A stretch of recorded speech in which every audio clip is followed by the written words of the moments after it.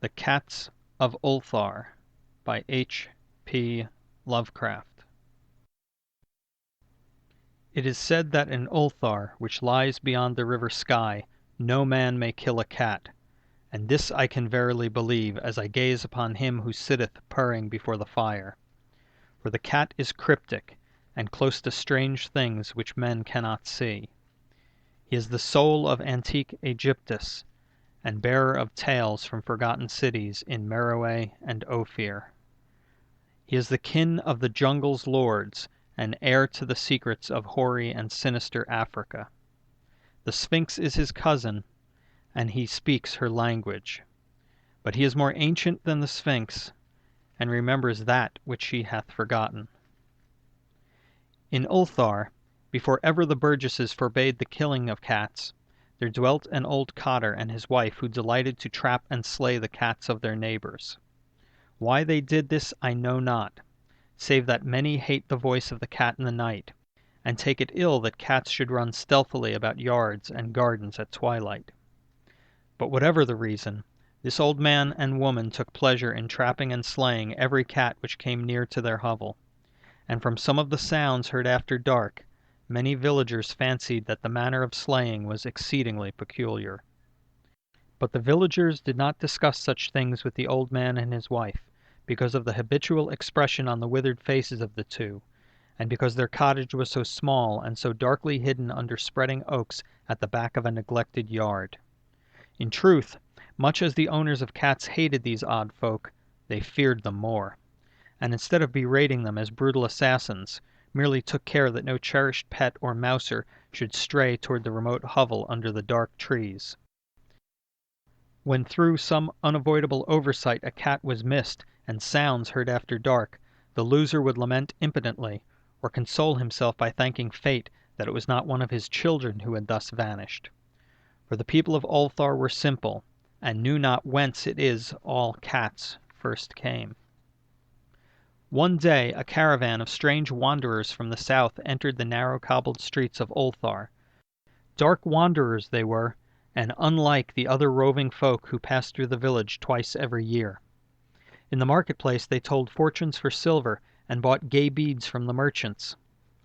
What was the land of these wanderers none could tell, but it was seen that they were given to strange prayers, and that they had painted on the sides of their wagons strange figures with human bodies and the heads of cats, hawks, rams, and lions, and the leader of the caravan wore a headdress with 2 horns, and a curious disc betwixt the horns.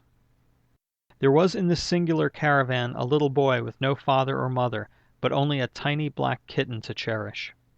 The plague had not been kind to him, yet had left him this small furry thing to mitigate his sorrow, and when one is very young one can find great relief in the lively antics of a black kitten. So the boy whom the dark people called Menes smiled more often than he wept as he sat playing with his graceful kitten on the steps of an oddly painted wagon. On the 3rd morning of the wanderer's stay in Ulthar, Menes could not find his kitten, and as he sobbed aloud in the marketplace, certain villagers told him of the old man and his wife, and of sounds heard in the night. And when he heard these things, his sobbing gave place to meditation, and finally to prayer. He stretched out his arms toward the sun and prayed in a tongue no villager could understand, though indeed the villagers did not try very hard to understand, since their attention was mostly taken up by the sky and the odd shapes the clouds were assuming. It was very peculiar, but as the little boy uttered his petition there seemed to form overhead the shadowy nebulous figures of exotic things, of hybrid creatures crowned with horn-flanked discs. Nature is full of such illusions to impress the imaginative. That night the wanderers left Ulthar and were never seen again. And the householders were troubled when they noticed that in all the village there was not a cat to be found. From each hearth the familiar cat had vanished. Cats large and small, black, gray, striped, yellow, and white. Old Cranon, the burgomaster, swore that the dark folk had taken the cats away in revenge for the killing of Menes's kitten, and cursed the caravan and the little boy. But Nith, the lean notary, declared that the old cotter and his wife were more likely persons to suspect, for their hatred of cats was notorious and increasingly bold. Still, no one durst complain to the sinister couple. Even when little Atal, the innkeeper's son, vowed that he had at twilight seen all the cats of Ulthar in that accursed yard under the trees, pacing very slowly and solemnly in a circle around the cottage, two abreast, as if in performance of some unheard-of rite of beasts. The villagers did not know how much to believe from so small a boy, and though they feared that the evil pair had charmed the cats to their death, they preferred not to chide the old cotter till they met him outside his dark and repellent yard. So Ulthar went to sleep in vain anger, and when the people awakened at dawn, behold! Every cat was back at his accustomed hearth. Large and small, black, gray, striped, yellow and white, none was missing. Very sleek and fat did the cats appear, and sonorous with purring content. The citizens talked with one another of the affair, and marveled not a little. Old Crannon again insisted that it was the dark folk who had taken them, since cats did not return alive from the cottage of the ancient man and his wife. But all agreed on one thing, that the refusal of all the cats to eat their portions of meat or drink their saucers of milk was exceedingly curious. And for 2 whole days the sleek, lazy cats of Ulthar would touch no food, but only doze by the fire or in the sun. It was fully a week before the villagers noticed that no lights were appearing at dusk in the windows of the cottage under the trees.